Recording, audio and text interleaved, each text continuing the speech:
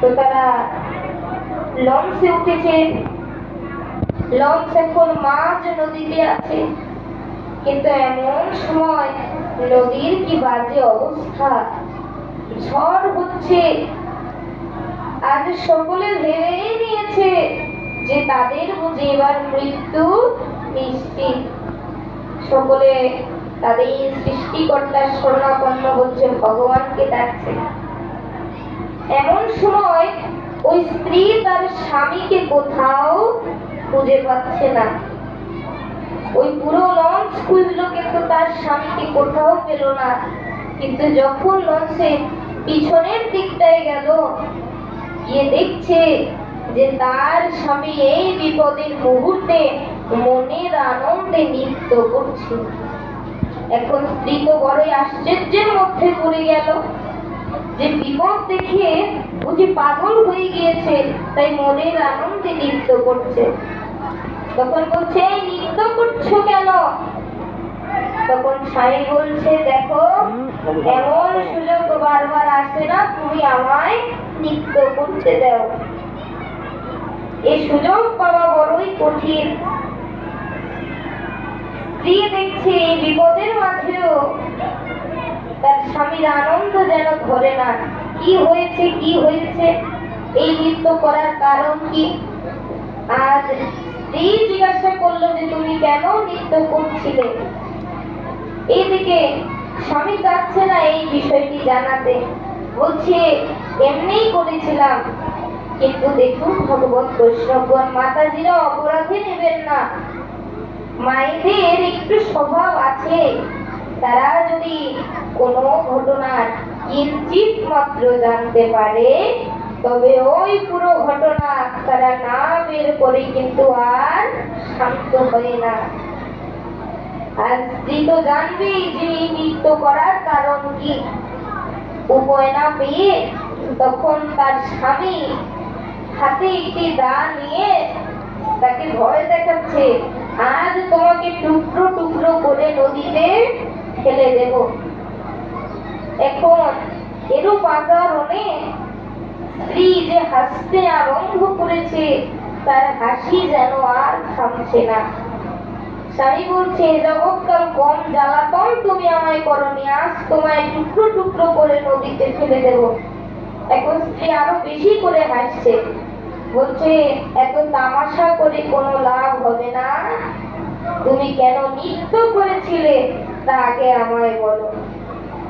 তখন স্বামী বলছে, জানি এ কথা তুমি না জেনে শান্ত হবে না, তবে তার পূর্বে তুমি আমায় উত্তর দাও। এই যে আমি তোমায় ভয় দেখালাম, তোমাকে নদীতে ফেলে দেব, তবে তুমি ভয় কেন পাওনি?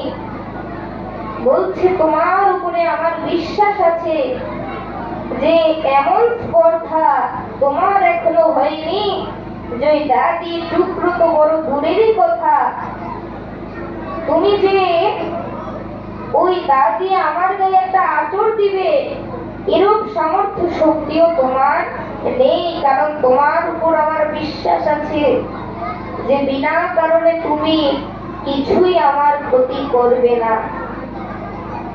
তখন স্বামী বলছে, তোমার উপর আমার বিশ্বাস আছে, তুমি বলছো যে এই বিশ্বাস যে আমি তোমার কোনো ক্ষতি করব না, তবে দেখো আমারও আমার প্রাণ গোবিন্দের সঙ্গে এরূপ বিশ্বাসী রয়েছে। আমি আমার প্রাণ গোবিন্দকে ভালো করে জানি এবং চিনি। একাল পর্যন্ত আমি এমন কোনো পাপ কার্য করি নাই যে আমার প্রাণ গোবিন্দ আমাকে জলে ডুবিয়ে মারবে। জয় রাধা কৃষ্ণ।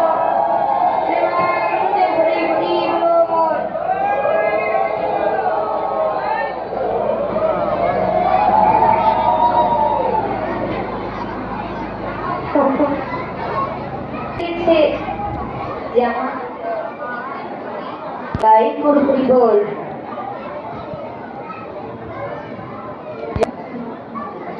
তখন স্বামী বলছে যে আমার প্রাণ গোবিন্দের উপরে বড়ই বিশ্বাস আছে, যে বিনা কারণে আমার প্রাণ গোবিন্দ আমার কোনো ক্ষতি করবে না।